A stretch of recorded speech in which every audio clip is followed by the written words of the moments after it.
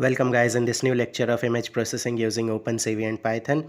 In previous lectures we saw how to convert one image format into another image format.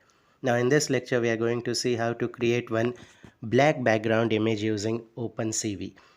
So let's create a new Python file here and let's name it something. I am naming it say black underscore bgnd dot py. Okay, the first thing we need is importing libraries. So for this work we need two libraries. One is of course OpenCV. Let me write is cv2 as cv, and the second thing is numpy. So numpy provide us with two functions. One is zeros, which represent dark pixels, and another one is ones, which represents lighter pictures or white pixels.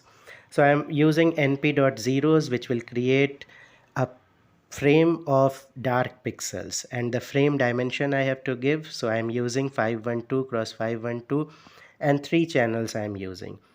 The second important parameter is data type, and the data type is I'm using uint8, that is unsigned integer 8.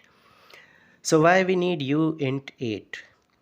So unsigned integer 8, if the image is 8-bit unsigned integer, it is displayed as it is. So that's why we are using uint8. Then I'm using imshow function to show the image, and you can name the window anything, the output window. I have named it black background.